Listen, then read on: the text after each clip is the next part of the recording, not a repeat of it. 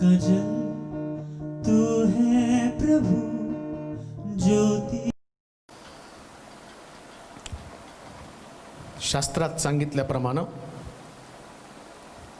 योहानाच्या शुभवर्तमानात 7व्या अध्यायात 37-38 वचनामध्ये प्रभू येशू ख्रिस्त म्हणतो, जो माझ्यावर विश्वास ठेवतो त्याच्यातून शास्त्रात सांगितल्याप्रमाणे जिवंत पाण्याच्या नद्या वाहतील. नुसतं येशूचा शिष्य म्हणून चालत नाही, तर पवित्र आत्मा जो विशेष प्रकारची देणगी प्रभूने आम्हाला दिलेला आहे आणि ती आमच्यामध्ये नदी आहे. आणि या नदीला जसं आम्ही उत्पत्तीच्या पुस्तकामध्ये पाहिलं, उत्पत्तीचं पुस्तक 2रा अध्याय आणि त्याची 10 पासून 14 पर्यंतच्या वचनामध्ये एक नदी तिला फाटे फुटून तिच्या 4 उपनद्या झाल्या. आणि मग या 4 उपनद्यामध्ये या 4 नद्यांचा अभ्यास करत असताना पहिली नदी जी आम्ही पाहिली पिशोन, दुसरी गिहोन, तिसरी हिदक्केल आणि आता 4थ्या नदीकडे आम्ही जाणार आहोत. हा एक उपफाटा किंवा ही एक उपनदी आणि ती पण आमच्यातनं वाहायला पाहिजे. म्हणजे पवित्र आत्मा घेऊन नुसतं आम्हाला बसता येत नाही, तर पवित्र आत्मा ही नदी आल्यानंतर फाटे फुटून तिच्या 4 उपनद्या बनणं गरजेचं आहे. आणि आज आम्ही 4थी नदी पाहणार आहोत. उत्पत्तीचं पुस्तक त्याचा 2रा अध्याय आणि त्याचं 14 वचन. उत्पत्तीचं पुस्तक 2रा अध्याय आणि त्याचं 14 वचन.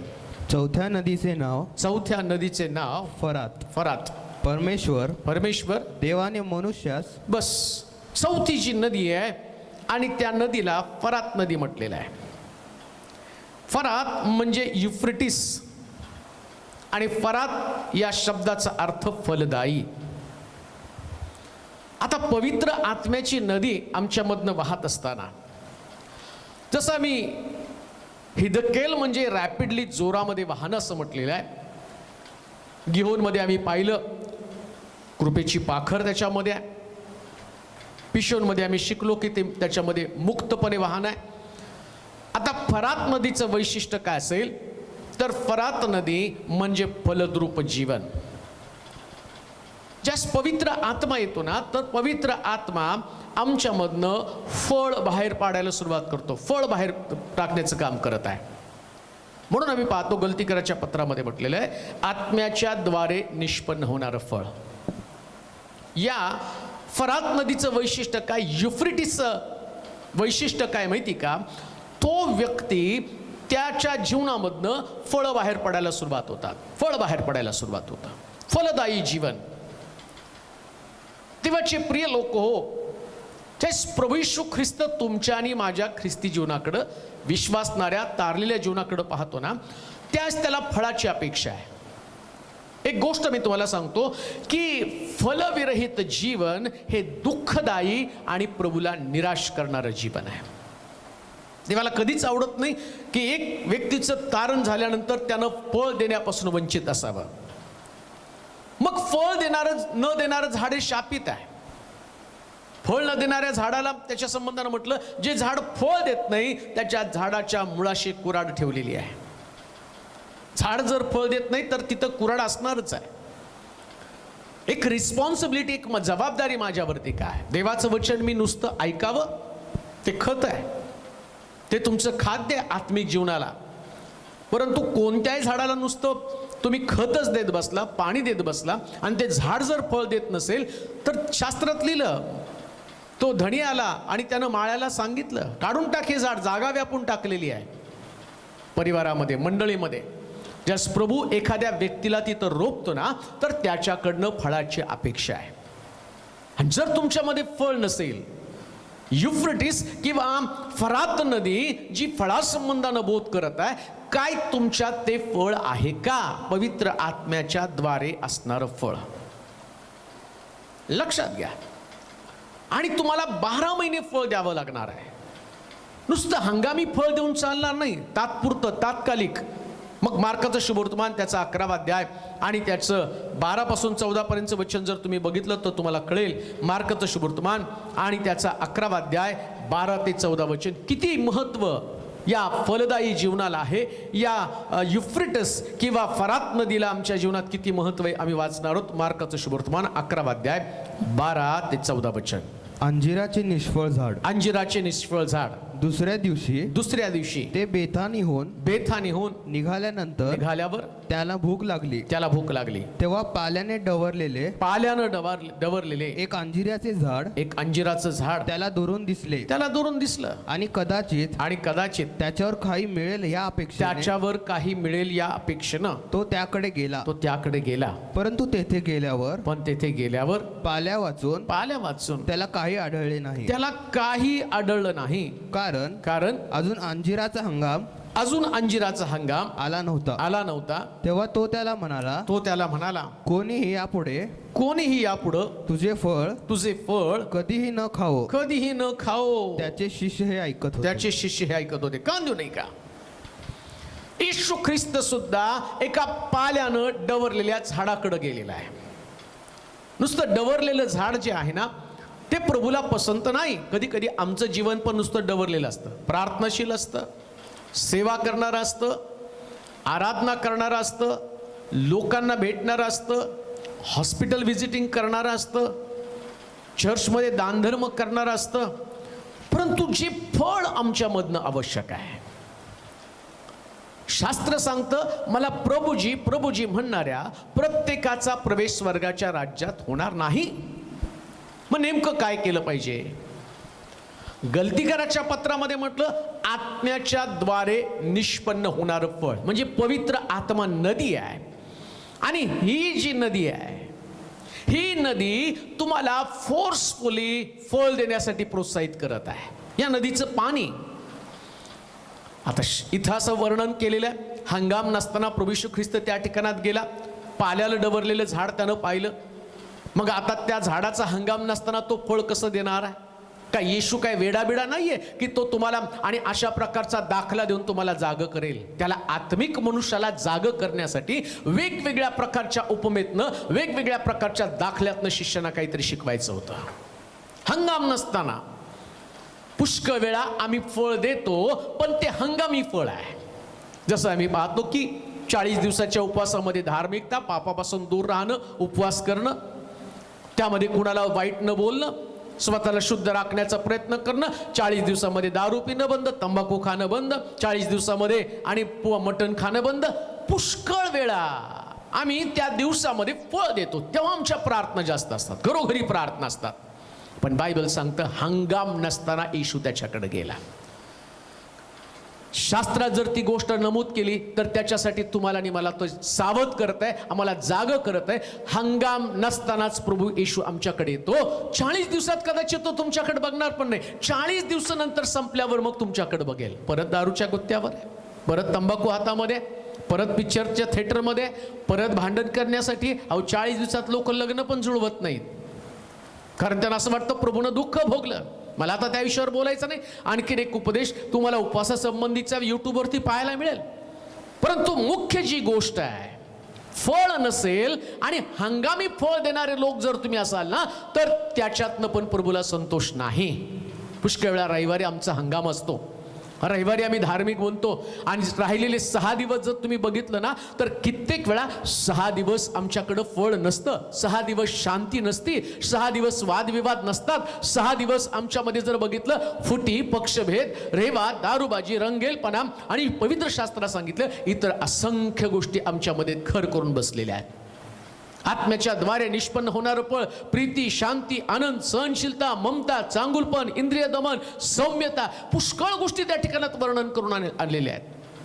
जर आत्मा तुमच्यामध्ये, पवित्र आत्म्याच्या तुमच्यामध्ये आहे, ही नदी तुमच्यातनं वाहत आहे, तर 24 तास 365 दिवस तुमच्यामधनं प्रीतीचं फळ बाहेर पडलं पाहिजे. आणि ती प्रीती कोणाला माहिती का? अशा लोकांना जे तुमचा द्वेष करतात त्यांना तुम्हाला प्रीती दाखवता आली पाहिजे. चर्च पुरतं मर्यादित न असू नका. तिथं वचन ऐकलं आणि मग मला खूप बरं वाटलं. अरे बरं वाटलं त्याच्यापेक्षा प्रात्यक्षिक किती केलेलं आहे. मग चर्च सुटल्यानंतर पण आमच्यामध्ये द्वेष असतो, मग राग आमच्यामध्ये तसाच असतो. आणि प्रभू येशू ख्रिस्त हंगाम नसताना तुमच्या जीवनाकडे येतो. क्षमेचं अंतःकरण, प्रीतीचं अंतःकरण, सहनशील अंतःकरण. मला वाटतं गलतीकाराचं पत्र 5वा अध्याय 22 वचन वाचतो का? गलती करायचं पत्र 5वा अध्याय 22 वचन. आत्म्याच्या द्वारे आत्म्याच्या द्वारे निष्फळ होणारे फळ निष्पन्न होणार फळ प्रीती, प्रीती, आनंद, आनंद, शांती, आत्म्याच्या द्वारे निष्पन्न होणारं फळ, हंगाम नसताना असणारं फळ कोणतं? प्रीती. आता तुमचा हंगाम नाही, लोक तुमचा द्वेष करतात, कोणी तुम्हाला चांगलं म्हणत नाही, आणि नेमकं आमची सगळी धडपड लोकांनी आम्हाला चांगलं म्हणावं म्हणून आहे.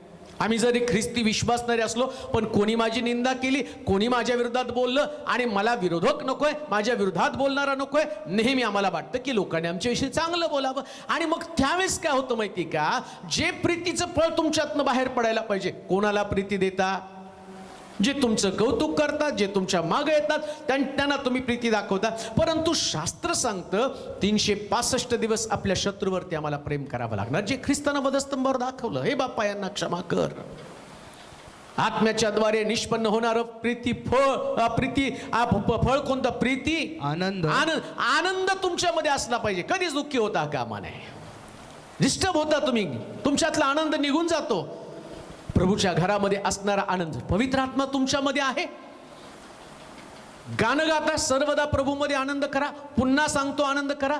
हे आनंद, हे फिलिपिकरच्या पत्रामध्ये पौल लिहिताना तो बंदीशाळेमध्ये आहे. बंदीशाळेमध्ये सुद्धा तो आनंदाविषयी बोध करत आहे. मग आम्ही सुद्धा कधी कधी बंधनामध्ये, बंदीशाळेमध्ये असतो, दुःखामध्ये, पीडेमध्ये असतो, त्यावेळेस आम्हाला आनंदाचं फळ देता आलं पाहिजे. युफ्रेटस किंवा फरात नदी आम्हाला काय सांगते? प्रतिकूल परिस्थितीमध्ये आनंद करा. अपमान झाला तरी आनंद करा. लक्षात घ्या, कोणत्या कारणानं तुमचं अंतःकरण दुःखी असेल, पवित्र आत्मा तुमच्यात नाही याचं ते चिन्ह आहे. जर पवित्र आत्मा असला तर पौल बंदी शाळेमध्ये असताना आनंद व्यक्त करतो. साखळदंड वाजून प्रेषित लोक त्या बंदीशाळेमध्ये आनंद व्यक्त करते. फटके खाल्ले तरी आनंद व्यक्त करते. मग साधं आम्हाला कोणी बोललं तरी आमचा आनंद निघून जातो. का?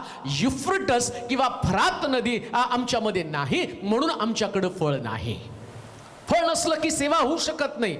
फळ नसलं तर तुमच्यामध्ये त्याग होऊ शकत नाही. वाच बरं ते वचन. प्रीती, आनंद, प्रीती, आनंद, आनंद, शांती, शांती. हे शांतीचं फळ. शांती निर्माण करा, शांती टिकवा, आणि शांती दुसऱ्याला वाटा. हे फळ तुमच्यामधनं बाहेर पडलं पाहिजे. कधी सुद्धा कोणाला डिस्टर्ब करू नका. फळ आहे त्याच्यामध्ये. मग कधी कधी आम्ही दुसऱ्याची शांती पण तोडण्याचं काम करत असतो. का? तर पवित्र आत्म्याचं फळच तुमच्यामध्ये नाही ना. बायबल सांगतं, शांती करणारे ते धन्य, कारण त्यांनाच देवाची मुलं म्हणतील. तुम्ही देवाची लेकरं आहात ना, याचं चिन्ह काय? शांती तुमच्यामध्ये. तुमच्यावर कुठल्या, शांती म्हणजे कोणत्याच गोष्टीचा प्रभाव तुमच्यावरती पडता कामा नये. मग तुम्ही संकटात असाल, रोगामध्ये असाल, आर्थिक विवंचनेमध्ये असाल, पण तुमच्यामध्ये शांतीचं फळ आहे. शांती हे तुमचं फळ पवित्र आत्मा तुमच्यामध्ये देत आहे. आणि शास्त्र काय सांगतं माहिती का? हंगाम नसताना, शांतीची परिस्थिती नसताना तुम्हाला शांती प्रस्थापित करावी लागणार आहे. सगळी बाजू तुमच्या विरोधामध्ये असण्याची शक्यता आहे. सगळी परिस्थिती तुमच्या विपरीत असण्याची शक्यता आहे. कोणतीच गोष्ट तुमच्या बाजून असणार नाही. परंतु फरात नदी, युफ्रेटस म्हणजे त्या ठिकाणामध्ये म्हटलं, ही फलदायी आणि फलदायी अशा प्रकारची नदी, ही नदी तुमच्यातनं वाहिली पाहिजे. येशू ख्रिस्त हंगाम नसताना गेला. कधी कधी घरामध्ये भांडण असतं, चर्चमध्ये वाद चाललेले असतात, आणि प्रभू तुमच्याकडे पाहतो. शांती जोडता का शांती तोडता? देवाचे लोक आहेत, मग तुम्हाला शांती जोडता आली पाहिजे. कोणत्याही परिस्थितीमध्ये, वादाच्या प्रसंगामध्ये शांती तोडण्याचं काम करू नका, शांती जोडण्याचं काम करा. परिवारामध्ये सुद्धा एखादा व्यक्ती दुखावला असेल तर दुसऱ्या व्यक्तीनं त्याला शांत करण्याचं काम केलं पाहिजे. मंडळीमध्ये, कामाच्या ठिकाणामध्ये तुम्हाला त्याच प्रकारची भूमिका घ्यावी लागेल. कधी सुद्धा तुमच्या बोलण्यानं त्या शांतीचा भंग होता कामा नये किंवा वाद अधिक वाढता कामा नये. जर तुम्ही वाद वाढवणारे, वाद निर्माण करणारे, वादाला खतपाणी घालणारे लोक असाल तर पवित्र आत्म्याची नदी तुमच्यामधनं वाहत नाही. अगदी काळ्या दगडावरची रेख. हे देवाच्या लोकांचं वैशिष्ट्य आहे. फरात म्हणजे फलदायी जीवन. मग शांतीचं फळ तुमच्यामध्ये आहे. शांती म्हणजे देवानं दिलेला आनंद टिकवून ठेवणं, म्हणजे शांती आहे. पर्याय एखाद्या व्यक्तीच्या आनंदाचं रूपांतर दुःखामध्ये होतं म्हणजे काहीतरी इम्बॅलन्स झालेला आहे, तो दुखावलेला आहे, तो डिस्टर्ब झालेला आहे, म्हणजेच त्यांची शांती तुटलेली आहे. आता पवित्र आत्म्याने तुम्हाला आनंद दिला ना, आनंद टिकवून ठेवण्यासाठी सेवेमधला आनंद लक्षात ठेवा. पुष्कळ लोकांना वाद निर्माण करण्यात आनंद वाटतो, मग ती देवाची लेकरं कधीच होऊ शकत नाही. शांती करणारी देवाची लेकरं, अगदी स्पष्ट भाषेत सांगितलं म्हणजे अशांती करणारी देवाची लेकरं असूच शकत नाही. मग त्याला तुम्हाला दुसऱ्या गोष्टीची गरज, मग तुम्ही किती पण मोठी व्यक्ती असा, मग तुम्ही पाळक असा, मग तुम्ही सुवार्थिक असा, मग तुम्ही संदेष्टे असा, मग तुम्ही सेवा करणारी व्यक्ती असा, गाणारे असा, वाजवणारे असा, पण प्रश्न तोच आहे, फरात म्हणजे फलदायी जीवन तुमच्यामध्ये आहे का, आणि त्याचा हंगाम तुमच्यामध्ये असलं पाहिजे. अन्यथा तो काय म्हणतो 20व्या वचनामध्ये, काय म्हटलं वाचा बरं, 14व्या वचन वाचा आधी. मार्काचं शुभवर्तमान 11वा अध्याय त्याचं 14 वचन. तेव्हा तो त्याला म्हणाला, कोणीही यापुढं तुझे फळ. बा, किती भयानक गोष्ट आहे. जर तुम्ही फळच देऊ शकला नाही ना, तर प्रभू येशू ख्रिस्त काय शाप देतो माहिती का, कोणीही यापुढे तुझे फळ कधीही न खाओ. म्हणजे एक व्यक्ती ज्या चुकीच्या गोष्टी जीवनामध्ये करते ना, त्याचं आध्यात्मिक जीवन चुकीच्या ट्रॅकवरती चालतं ना, येशूकडून त्याला शाप काय माहिती का, इथून पुढं तू कोणाला सुद्धा उपयोगी न पडो.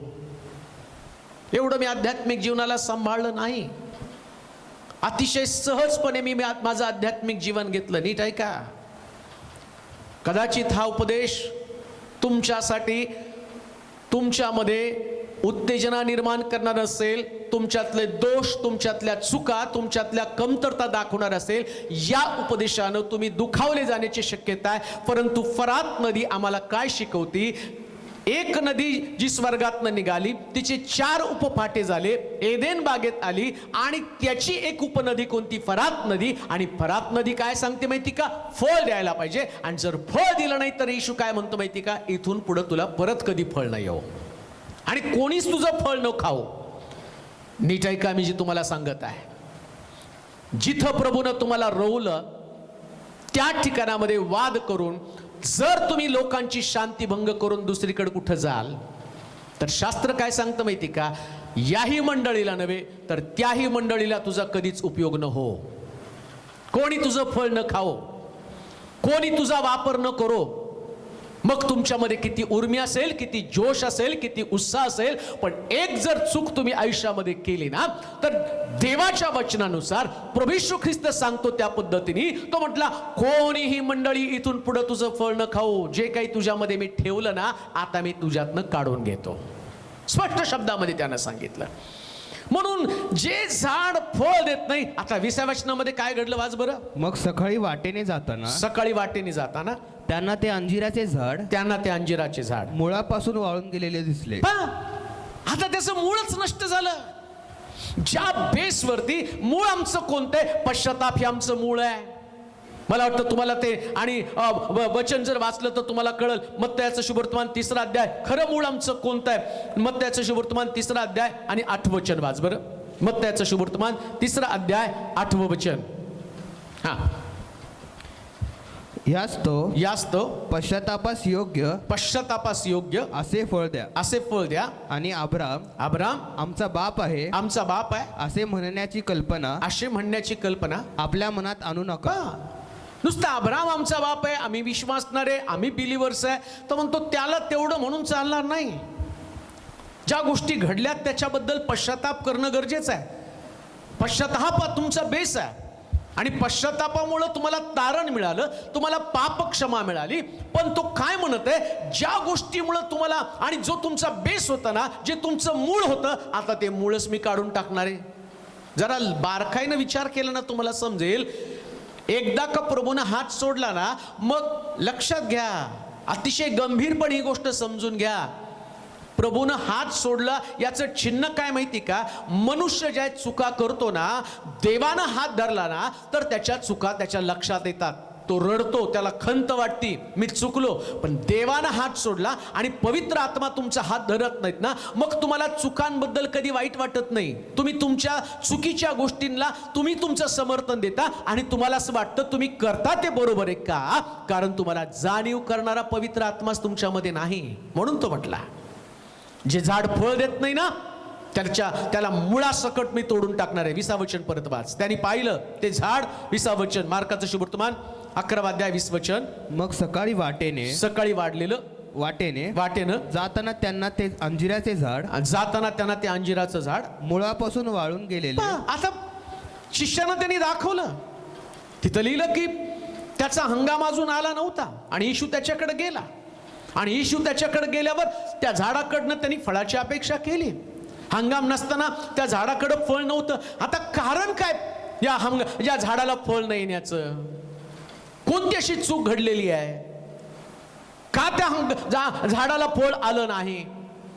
कारण ते झाड जे आहे ना चुकीच्या ठिकाणात लावलं गेलेले. नीट आहे का? फार सुंदर आहे. म्हणून या नद्यांचं शिक्षण आहे ना तुमच्या आत्मिक जीवनाची बांधणी करतं, तुमच्या आध्यात्मिक जीवनाला रवलं जाण्याचं काम, तुमच्या आध्यात्मिक जीवनामध्ये परिवर्तनाचं काम करतं. का त्या झाडाला फळ येऊ शकलं नाही? एजकेलचं पुस्तक 47 अध्याय आणि त्याचं पहिलं वचन आम्ही वाचणार आहोत. एजकेलचं पुस्तक 47 अध्याय त्याचं पहिलं वचन वाचा. पहिलं वचन त्या हंगाम नसताना तो तिथं गेला, त्या झाडाला फळ नव्हतं आणि मग त्याला फळ न येण्याचं कारण काय सांगितलंय वाचा बरं. मग त्यानं मला मंदिराच्या द्वाराखाली परत नेले. तो पहा मंदिराच्या उंबरट्याखालून पाण्याचा झरा निघून पूर्वेकडे वाहत होता. मंदिराची पुढली बाजू पूर्वेस होती. तो झरा मंदिराच्या उजव्या बाजूने वेदीच्या दक्षिणेस खालून वाहत होता. 12 वचन वाच बरं. नदीचा उभय पहा, मंदिराच्या उंबरट्या खालून निघालेला झरा. आणि 12व्या वचनामध्ये काय घडलंय? नदीच्या उभय तीरांनी. आता जो झरा आहे तो पाहता पाहता त्याची नदी बनलेली आहे. आणि त्या नदीचं वैशिष्ट्य काय? नदीच्या उभय तीरांनी खाण्याजोगी फळं देणारी हर तऱ्हेची झाडे वाढतील. त्यांची पानं वाळणार नाही. त्यांच्या फळांचा लाग खुंटणार नाही. कधीच खुंटणार नाही. प्रतिमासी ती पक्व फळे देतील. कारण त्या नदीचे पाणी कोणत्या नदीचे पाणी? जी मंदिराखालून वाहणारी नदी, मंदिराच्या खालून वाहणारा झरा, मंदिराच्या खालून वाहणारा तो झरा. आणि त्या झऱ्याची नदी बनती आणि त्या नदीच्या दोन्ही तीरावरती प्रतिमासी पक्व आणि खाण्याजोगी फळं मिळतील. नीट आहे का? फरात म्हणजे फलदायी जीवन. आणि फलदायी जीवन कधी बाहेर पडतं? जे लोक मंदिरातनं वाहणाऱ्या नदीच्या झऱ्याच्या तीरावरती लावले जातात. मंदिरातनं निघणारा झरा, मंदिरातनं निघणारं शिक्षण, मंदिरातनं निघणाऱ्या नियमांमध्ये जे कोणी चालतात, वाहत पुढं त्यांची प्रोग्रेस होती, पुढं त्यांची प्रगती होती. तो झरा नंतर त्याचं रूपांतर मोठ्या नदीमध्ये होतं. कधी कधी मंदिरातनं वाहणाऱ्या झऱ्याच्या तीरावरती झाड न लावल्या कारणानं आम्ही पाहतो की हे झाड जे आहे ते वाढतं खूप, पण फळ मात्र देऊ शकत नाही. काही लोकांचं तसंच आहे. त्यांना मंदिराच्या उंबरट्याखाली वाहणाऱ्या नदीच्या तीरावरती राहायला नको आहे. त्यांना मंदिरातलं शिक्षण नको. ते आपल्याच मनचे मालक बनतात. ते स्वतःच्या इच्छेप्रमाणे चालायला बघतात आणि ते वाढत नाही असं नाही, वाढतात ते. पण कसं वाढतात माहिती का?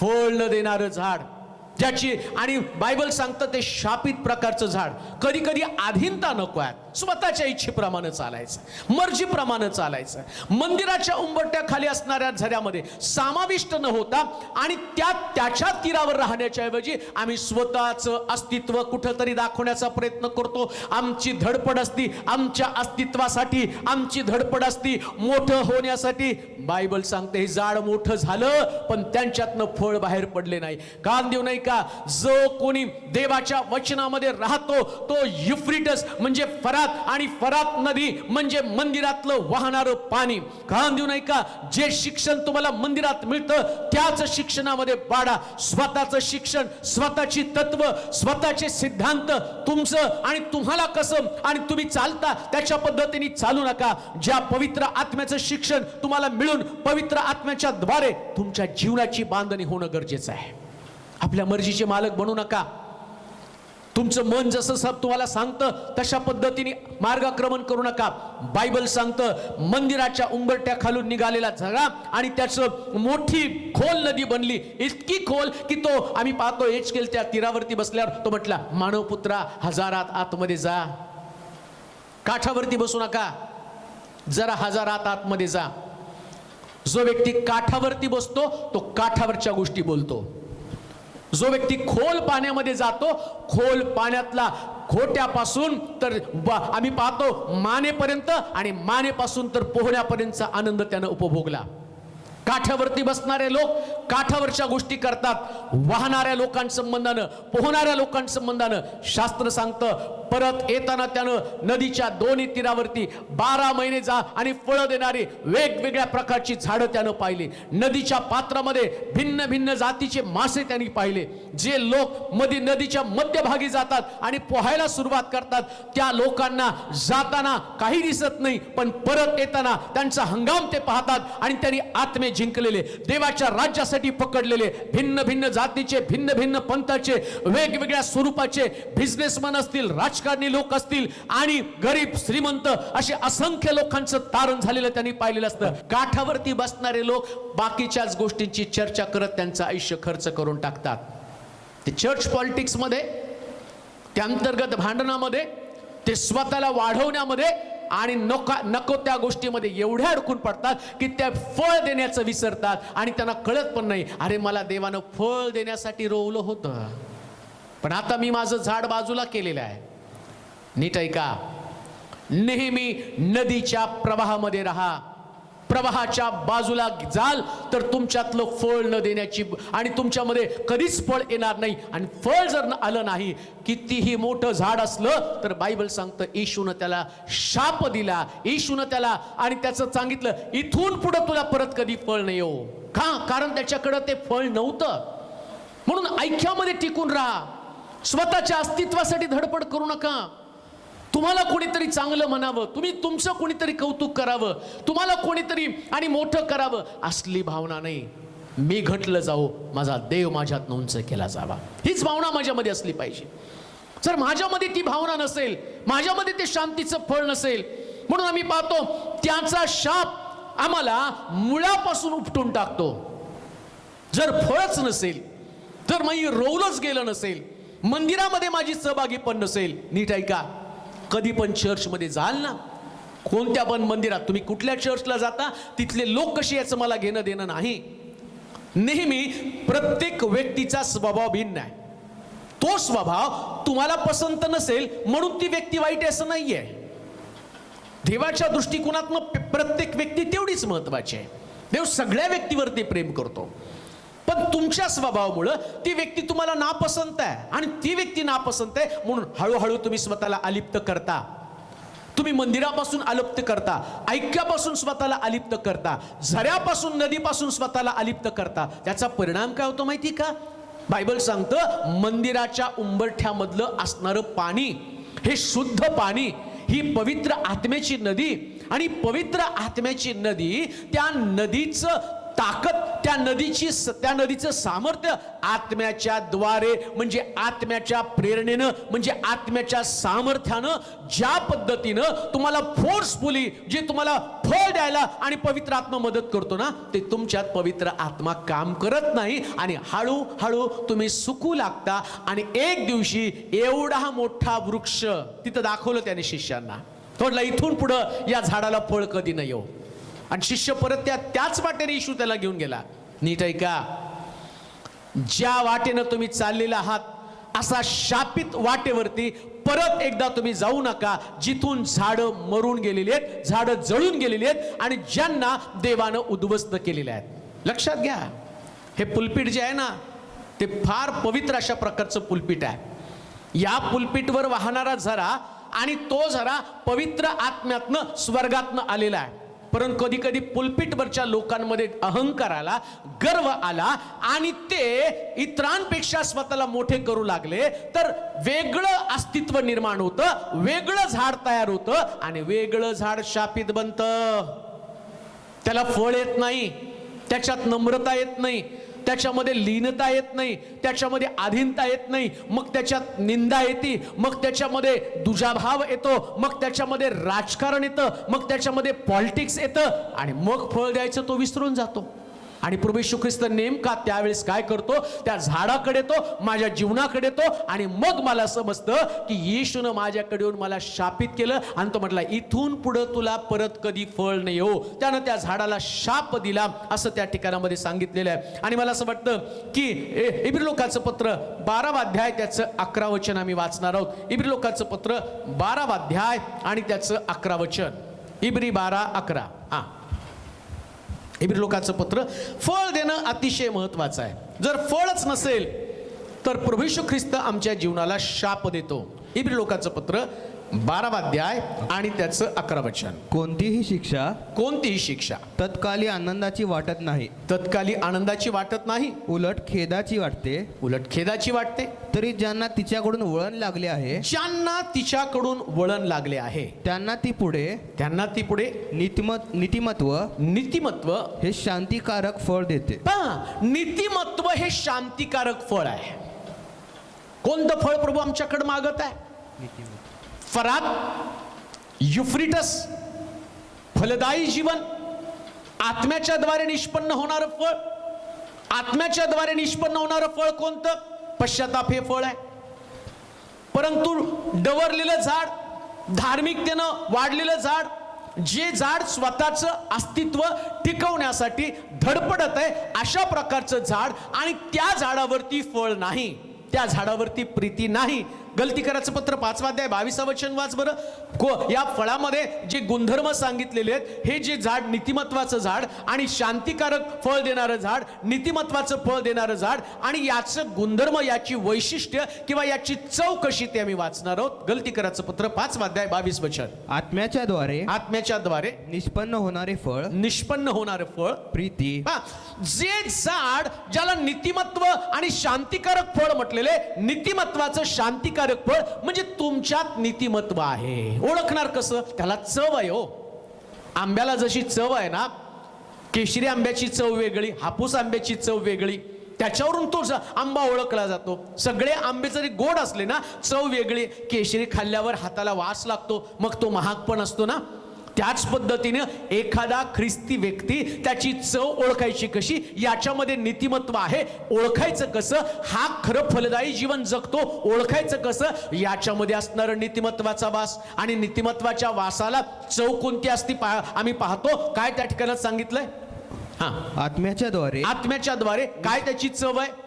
प्रीती ही त्याची चव आहे. आनंद ही त्याची चव आहे. शांती ही त्याची चव आहे. सहनशीलता ही त्याची चव आहे. लक्षात घ्या, जर तुमच्यामध्ये नीतिमत्व आहे, मग तुमच्यात सहनशीलता पण असली पाहिजे. ज्याची सहनशीलता संपती त्याचं नीतिमत्व संपतं. एखाद्या व्यक्तीमध्ये एखादी गोष्ट त्याला सहन होत नाही ना, याचं कारण त्याच्यातलं नीतिमत्वाचं शांतिकारक फळ संपलेलं आहे. आणि शांतिकारक फळ संपल्यावर तो म्हणतो तुझ्याकडची नदी वाहण्याची थांबलेली आहे, आता त्याचं डबकं बनलेलं आहे. आणि सगळ्यात डेंजरस काय माहिती का? डबक्यात पण पाणी, नदीत पण पाणी आहे.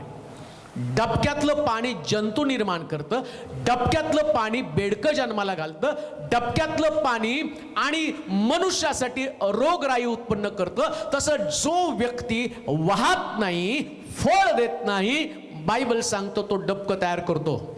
नीट ऐका, मी चर्चमध्ये जात आहे ना, मी वाहायला पाहिजे आणि वाहण्यासाठी माझ्यामधनं सतत आणि सतत ही फळं बाहेर पडली पाहिजे. पवित्र आत्म्याला माझ्यातनं मोकळीकता दिली पाहिजे. मग आम्ही पाहतो ज्याच्याकडे सहनशीलता नाही, सहनशीलता म्हणजे वाहन आहे, आणि जे लोक वाहत नाही ते डबक्यामध्ये साठतात.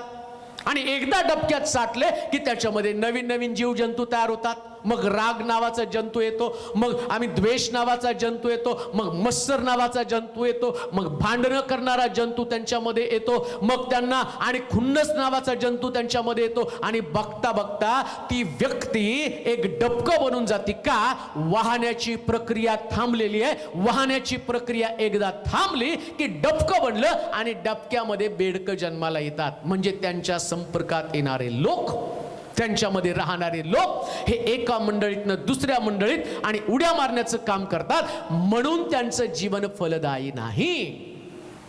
काम देऊ नाही का? डबक्यात आहात म्हणून तुम्हाला एका चर्चमध्ये राहू वाटत नाही. चर्च बदलल्यानं काही बदलत नाही, विचार बदलल्यानं सगळं काही बदललं जातं. विचार बदलणं गरजेचं आहे. विचार बदलाल, विचार बदलल्यावर तुमचा स्वभाव बदलणार आहे. आणि पवित्र आत्मा हा तुम्हाला चेंज करण्याचं काम करतो. देवाचा आत्मा तुमचं रिपेअरिंग करण्याचं काम करतो. तुमच्यात ती सहनशीलता येऊ द्या. एकमेकाचं सहन करा. मंडळीमध्ये, परिवारामध्ये एकमेकाचं सहन करा. परिवारात पण एकमेकाचं पटलं नाही, मग आम्ही पाहतो आणि ते बाहेर पडतात. का? कारण डबकं झालेले आहेत, बेडकाला जन्म दिलेला आहे. तुमच्यामध्ये सहनशीलता नावाचं फळ, त्याची चव तुमच्यामध्ये असली पाहिजे. कधी सुद्धा तुमच्याकडे कुरकुरीचा आत्मा असता कामा नये, गारण व्यक्त करणारा आत्मा असता कामा नये. आम्ही सर्वजण प्रभूची लेकरं आहोत आणि बायबल सांगतं एकमेकाचं धीरानं सहन करत राहा. ते सहन तुम्हाला करता आलं पाहिजे. आणि शिक्षा जरी झाली, वाचा ते वचन, इब्री लोकांचं पत्र 12 अध्याय 1-11 वचन, इब्री 12:11. ते गलती 5:22 तसंच ठेव. इब्री 12 अध्याय 11 वचन काय म्हटलं त्याच्यामध्ये? शिक्षा झाली तर कोणतीही शिक्षा तत्काली आनंदाची वाटत नाही. कोणती पण शिक्षा आनंदाची वाटत नाही. नीतिमत्वाचं फळ देण्यासाठी कधी कधी प्रभू पण शिक्षा देतो. कधी कधी सेवक पाळक तुम्हाला शिक्षा देतो. त्याच्यानं तुम्हाला आनंद वाटणार नाही.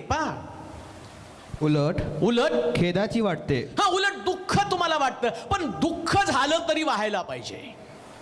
देवानं दुःख देऊ द्या, मंडळीमध्ये कोणीतरी दुःख देऊ द्या, त्याच्यानं तुमचं नीतिमत्व खुलणार आहे. मग त्याच्यामुळं तुम्ही दुःखी बनता. म्हणजे तुमच्यामध्ये सहनशीलता नाही म्हणून तुम्ही दुःखी बनता. जितकं, आणि आम्ही पाहतो ते इलास्टिक जेवढं ताणाल आणि जेवढं ताणलं ना ते ताणतं का माहिती का? त्याच्यामध्ये इलास्टिकचा गुणधर्म आहे. आम्ही सुद्धा इलास्टिक नसेल ना तुटून जातो. दुःखानं तुटून जातो, अपमानानं तुटून जातो, खिन्न बनतो, कष्टी बनतो, शिक्षेनं आम्ही तुटतो. परंतु खरं ख्रिस्ती जीवन याही परिस्थितीमध्ये वाहनं, याही परिस्थितीमध्ये अथकपणे देवाच्या मार्गामध्ये चाललं, हा जर गुणधर्म तुमच्यामध्ये नसेल तर युफ्रिटस म्हणजे फरात नदी म्हणजे फलदायी जीवन तुमच्यामध्ये नाही. म्हणूनच तुमच्यामध्ये इलॅस्टिक म्हणजे सहनशीलता असली पाहिजे. सहनशीलता म्हणजे इलॅस्टिक. किती ताणायचं ताणू द्या, किती परीक्षा पाहायची तेवढी पाहू द्या.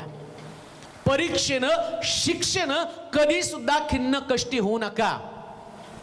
काय होतं माहिती का? जर शिक्षा झाली ना लगेच आम्ही दुखावले जातो, लगेच आम्हाला वाईट वाटतं. आणि वाईट वाटल्याबरोबर इकडं पवित्र आत्मा तो म्हणतो अरे सहन कर, अरे भावा सहन कर, अगं बहिणी सहन कर, अरे मुला सहन कर, अगं आई सहन कर, अगं सासू सहन कर, अगं सुने सहन कर, अगं पत्नी सहन कर, अरे नवऱ्या सहन कर. सहनशीलतेच्या गोष्टी नसल्या कारणानं आता पवित्र आत्मा कसा तुमच्यामधने वाहील? आत्म्याच्या द्वारे निष्पन्न होणारं फळ. युफ्रिटस म्हणजे फलदायी जीवन, फरात म्हणजे फलदायी जीवन, आणि पवित्र आत्म्याची नदी. आम्ही तर म्हणतो पवित्र आत्मा आमच्यामध्ये, मग सहनशीलता कुठे आहे? पवित्र आत्मा तुमच्यात आहे, मग सहनशील कुठे आहे? मग कसं तुमचं तोंड चालतं? मग कशी तुमची बडबड वाढते? मग कसं तुमचं प्रतिकार वाढतो? कारण तुमच्यामध्ये इलॅस्टिक नाहीये, तुमच्यामध्ये लवचिकता नाहीये. आणि तुमच्यात लवचिकता नसल्या कारणानं तुम्ही एकदम आखूड बनतात, ताणतात, आणि ताणल्यावर ताणून परत त्या जागेवरती येणं, याला इलॅस्टिक म्हटलेलं. इलॅस्टिकचं काय?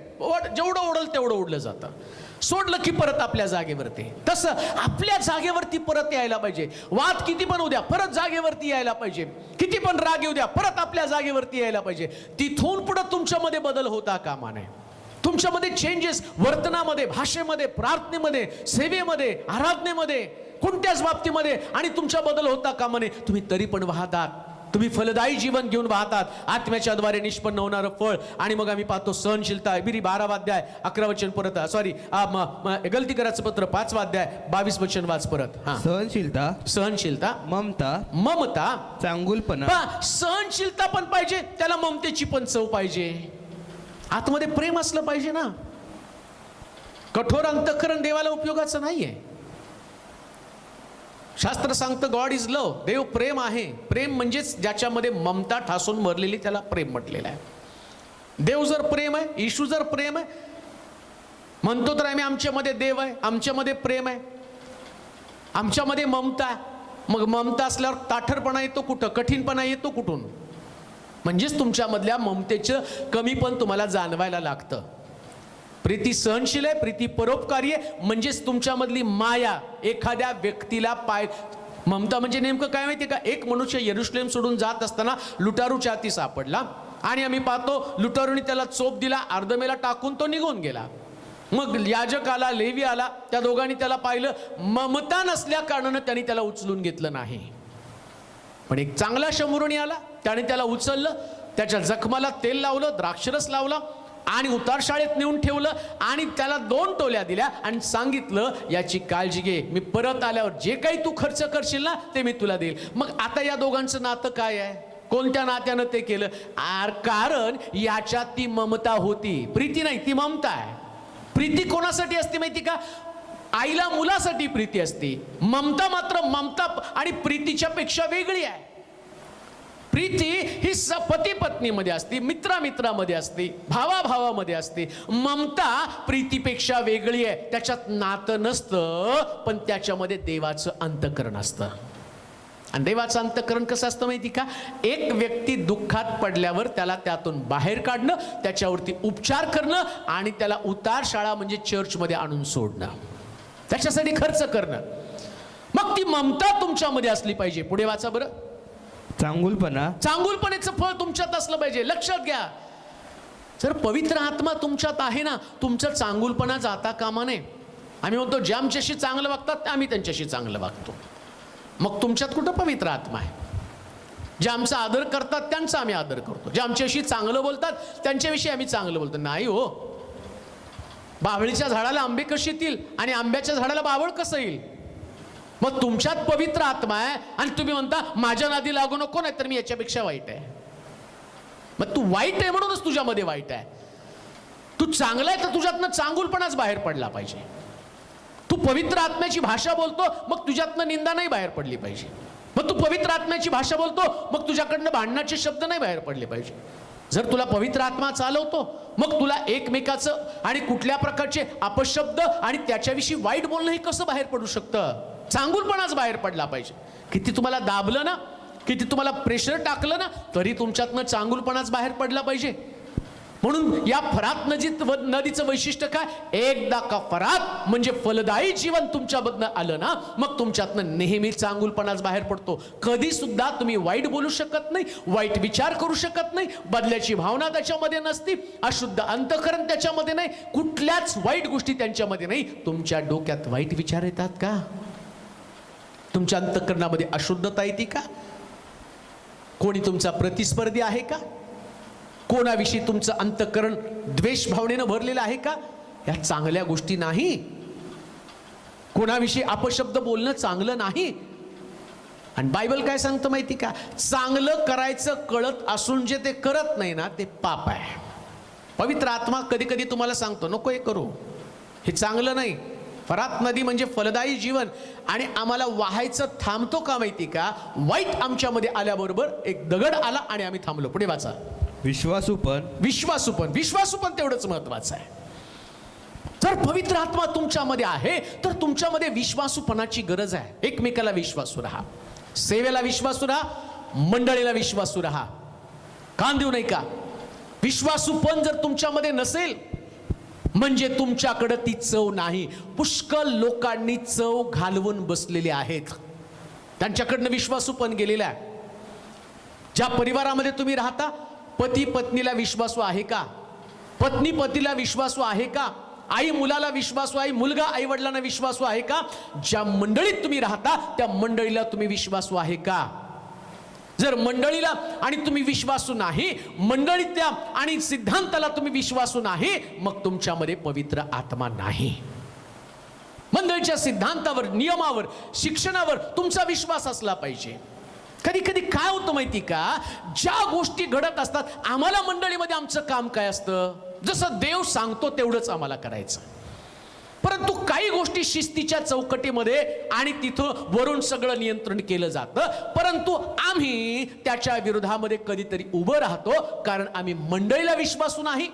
आणि पाळक ज्या पाळकाला देवानं नियुक्त केलेलं आहे आणि तो देवाचं शिक्षण देत असताना त्याच शिक्षणामध्ये तुम्हाला चालावं लागतं, म्हणजे तुम्ही मंडळीला विश्वासू आहात. तेवढा नाही, आम्ही देवाला विश्वासू, पाळकाला विश्वासू नाही. अहो, शमूएलाच्या संबंधानं म्हटलं, शमूएल रडायला लागला, देवा हे राजा मागतायत. त्या शमूएल देवाला गारणं करताना देव त्याला काय म्हणतो, शमूएला, अरे त्याने तुला नाही मला नाकारलेलं आहे. म्हणजे ज्या वेळेस एक शिक्षण तुम्हाला दिलं जातं ना, त्या शिक्षणाच्या विरोधात तुम्ही बंड करता. याचं कारण काय माहिती का, तुम्ही देवाला विश्वासू नाही, खाली सेवकाला विश्वासू नाही, मग देवाला कसं विश्वासू असणार आहे. विश्वासू पण तुमच्याकडे असलं पाहिजे. आणि ते विश्वासू पण ज्यांच्यामध्ये नाही, त्यांच्यामध्ये पवित्र आत्म्याची नदी नाही, फरात नदी त्यांच्यामध्ये नाही. म्हणून विश्वासू पण जपा.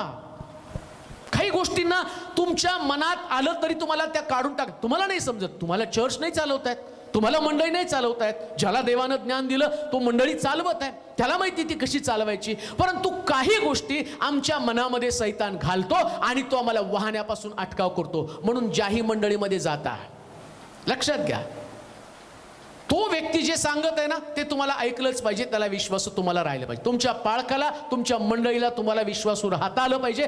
जर तुम्हाला तुमच्या मंडळीला, पाळकाला विश्वासू राहता येत नसेल ना, वाईट वाटेल सांगितलं तर, तुम्ही चर्चला जाऊच नका, कारण तुमचा उपयोग पण नाही. पवित्र आत्म्याला तुम्ही खिन्न करत आहात. पवित्र आत्म्याची नदी तुमच्यातनं वाहण्यासाठी तुमच्याकडनं या विश्वासूपणाची गरज आहे. जर तुम्हाला घरातल्या लोकांना विश्वासू राहता येत नाही ना, चर्चला जाऊ नका. काही तुमच्या जाण्याचा उपयोग नाहीये, काही तुमचा फायदा नाही त्या गोष्टीनं. पवित्र आत्मा तुम्हाला विश्वासू पण शिकवतो, ही चव तुमच्यामध्ये आली पाहिजे. या पद्धतीने आम्ही पाहतो असंख्य गोष्टी ज्याची चव आमच्यामध्ये असणं गरजेचं आहे. फरात नदी म्हणजे फलदायी जीवन. चौथी नदी त्याला म्हटलेलं आहे फरात नदी, आणि फरात नदी म्हणजे विश्वासू जीवन. फरात नदी म्हणजे फलदायी जीवन. फरात नदी म्हणजे आमच्यातनं फळ बाहेर पडलं पाहिजे. प्रीतीचं फळ, एकच फळ पवित्र आत्म्याचं, त्याला वेगवेगळ्या प्रकारची गुणधर्म आणि बऱ्याचशा गोष्टी आहेत. परंतु मला तुम्हाला सांगू द्या, पश्चातापास योग्य फळ, शांतीचं फळ, आणि आम्ही पाहतो सहनशीलता, या सगळ्या गोष्टी तुमच्यामध्ये असेल, मग तुम्हाला समजतं की पवित्र आत्म्याची नदी तुमच्यामधनं वाहत आहे. देवाचे प्रिय लोको, ख्रिस्ती जीवन अतिशय सोपं आहे. कठीण करून जगू नका. प्रत्येक दिवस प्रभूच्या आगमनाची वाट पहा. पवित्र आत्म्याच्या नदीला तुमच्यातनं वाहू द्या. ज्या दिवशी तो तुमच्यातनं वाहायला सुरुवात करेल, त्या दिवसानंतर उत्तरोत्तर देव तुम्हाला सर्वोच्च ठिकाणी घेऊन जाईल. आणि एक दिवस असा येईल की देवाचा आत्मा तुमच्यातनं महानपणे काम करेल. देवा तुम्हाला आशीर्वाद देव. प्रार्थना करू आपण. सर्वशक्तिमान देवा, पुन्हा एकदा आम्ही नम्रतेने तुझ्या समोर येत आहोत. तुझ्या अधीन आणि स्वाधीन होतो. जे शिक्षण जगातल्या प्रत्येक मंडळीला मिळणं गरजेचं आहे, आणि प्रभू ते शिक्षण आज तुझ्या वचनातनं दिलेलं आहे. आज चर्च प्रॉब्लेम मध्ये आहेत, परिवार संकटामध्ये आहेत, कुटुंबातली विश्वासार्हता संपलेली, मंडळीतली विश्वासार्हता संपलेली आहे. कारण फलदायी जीवन नाही. आणि जिथं व्यवस्थाच मोडकळीस येते, त्यांना परत स्थापित तरी कोण करणार आहे. मंदिराच्या उंबरट्याखालून निघालेली नदी, त्या नदीचं तो झरा, आणि त्यानं मोठ्या नदीला जन्म दिला. आणि त्याच नदीच्या तीरावरती झाडं लावली, ज्या झाडांची फळं 12 महिने त्यांना उपलब्ध होती. आज ऐकणाऱ्या प्रत्येक व्यक्तीला या मंदिराच्या तीरावरती रोपलं जाऊ दे. ते स्वतःहून फळ देऊ शकणार नाही. फळ देण्यासाठी मंदिरातल्या झऱ्याची गरज आहे. आणि आज झरा वचनाच्या द्वारे प्रत्येकाच्या जीवनामध्ये त्यांनी प्रवेश केलेला आहे. परिवर्तन होऊ दे प्रभू, त्यांचे विचार बदलले जाऊ दे. जे ऐकणारे प्रत्येक व्यक्तीसाठी मी प्रार्थना करत आहे, सहनशीलता, विश्वासूपण, प्रीतीचं फळ त्यांच्यातनं बाहेर पडलं जाऊ दे. काही लोक असे असतील की ज्यानं मंडळीच्या विरोधात जाऊन बंड केलं असेल, परंतु आज ते ऐकणारे लोक आहेत. त्यांना पश्चातापी अंतःकरण दे. पुन्हा एकदा जिथं त्यांचा आत्मिक जन्म झाला तिथं त्यांनी जावं, जिथं त्यांना वचनामध्ये वाढवलं त्या लोकांपर्यंत त्यांनी जावं आणि विश्वासूपणे प्रभूची सेवा करावी. अशी अंतःकरण त्यांना दे. त्यांनी क्षमा मागावी, क्षमा करावी, पुन्हा त्यांच्यामध्ये ऐक्य, पुन्हा त्यांच्यामध्ये स्नेहभाव आणि पुन्हा पवित्र आत्मा जोमानं काम करून मंडळी अतिशय प्रभावीपणे त्यांची बनावी. या लॉकडाऊनच्या काळामध्ये अशा प्रत्येकाची अंतःकरण नीट कर. मंडळ्या का बंद आहेत त्याची कारणं त्यांनी तपासावी. चर्च स्थापन झाल्यापासून एवढे संकट चर्चवरती आले, लोकांनी भूमिगत जाऊन प्रभूचं आराधना केली, परंतु आताची परिस्थिती अशी आहे जगात सगळीकडे चर्च बंद आहेत, कारण विश्वासूपण निघून गेलेला आहे. लोक आपल्याच तत्वानं चालत निघालेले आहे, त्यांना देवाचं भय राहिलेलं नाही. परंतु आज या शिक्षणाच्या द्वारे त्यांच्या देवाचं भय येऊ दे. Church is not a casual thing. ही सहजपणे घेणारी गोष्ट नाही. हे अतिशय गंभीर अशा प्रकारचं ठिकाण आहे आणि त्या ठिकाणाचं गांभीर्य त्यांच्यामध्ये येऊ दे. तेव्हा आम्ही हात जोडून तुला विनंती करत आहे, आज जे वचन ऐकत आहे अशा प्रत्येकाच्या हृदयाची तोडणी होऊ दे, अशा प्रत्येकाच्या हृदयाची बांधणी होऊ दे आणि त्याने पुन्हा प्रभूला शरण जावं, पुन्हा एकदा देवाला बिलगून राहावं. असलं अंतःकरण त्याला प्राप्त होऊ दे राजा. त्यांचं काम देवाच्या आज्ञेत राहणं, वचनाच्या आज्ञेत राहणं, याच्या उपरे दुसरं त्यांना कोणतंच काम नाही त्यांच्या लक्षामध्ये येऊ दे माझ्या राजा. सेवा करणारे, वचनामध्ये वाढणारे, घोषणा करणारे, परिवार चालवणारे, या सगळ्या लोकांना तुझ्या अधीन स्वाधीन करत आहे. पवित्र आत्म्याचं फळ त्यांच्यात नाही येऊ दे. धन्यवाद देतो, तुझी स्तुती करत, तुला गौरव देत, येशूच्या नावात ही प्रार्थना विनवणी केली म्हणून तो ऐक. आमेन.